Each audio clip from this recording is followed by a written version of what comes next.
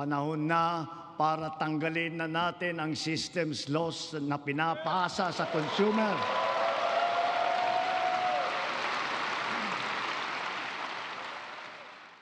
Isa sa mga matunog na pahayag ng Pangulo sa State of the Nation Address o SONA ang mga pagbabago sa sektor ng enerhiya sa ikagiginhawa ng consumer.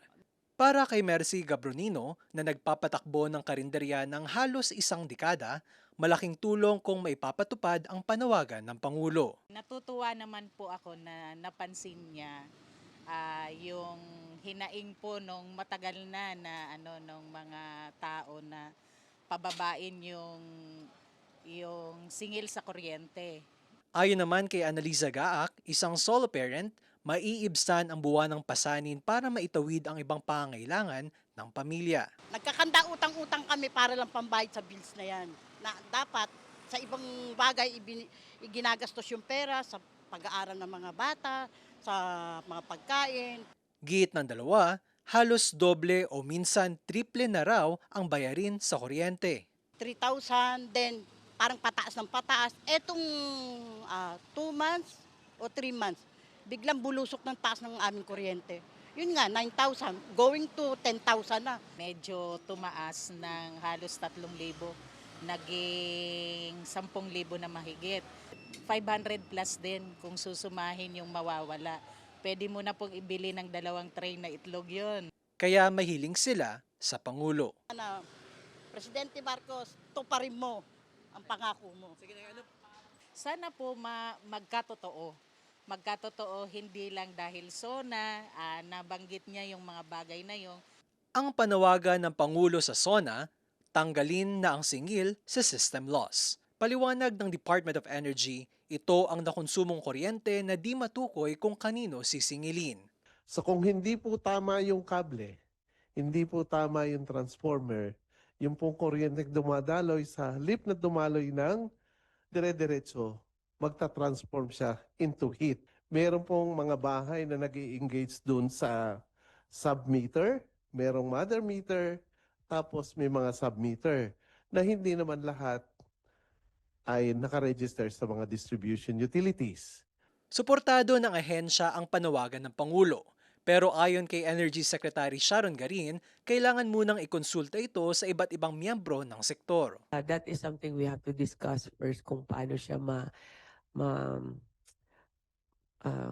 saan kukunin yung budget para mag-improve po ang facilities ng electric co-op natin. For us to remove system loss is not just a mere declaration or issuance of a policy na sabihin namin, wag na kayong mag-charge. We have to fix it one step at a time loss. So it will take time. I'm just saying maximum yan mga 1 taon siguro. Nilinaw din ni Garin ang patungkol sa tatanggalin na energy tax. Statement of the President is the removal of system loss and the VAT on system loss. Hindi po yung buo po na VAT sa bill natin. Ani naman ni House Deputy Speaker Janet Garin, kailangan lamang ng urgent certification mula sa Pangulo kung nais mapabilis ang aksyon. It can be considered kasi nga alam natin patuloy yung giyera sa mga ibang bansa, patuloy na aakyat, no, tataas yung ibang mga pangangailangan natin. So para makusyon yung impact sa ating ekonomiya, lalo na sa ating mga nasa laylayan, it can be considered as urgent. Sang-ayon din ng Energy Regulatory Commission sa aksyong ito. Anila dapat bawasan ng umano'y pasakit ng tumataas na kuryente sa taong bayan. Ayon naman sa power distributor na Manila Electric Company, handa silang makipag-ugnayan sa mga iba't ibang ahensya.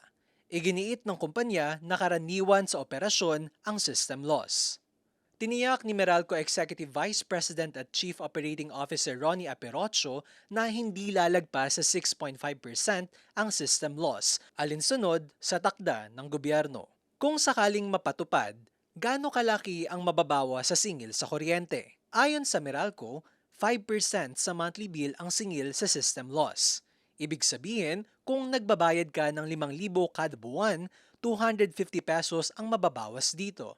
Samantala, isinulong ni Senate Energy Committee Chairman Erwin Tulfo ang pag-aaral sa posibleng pagtanggal sa singil sa system loss at energy tax sa batas.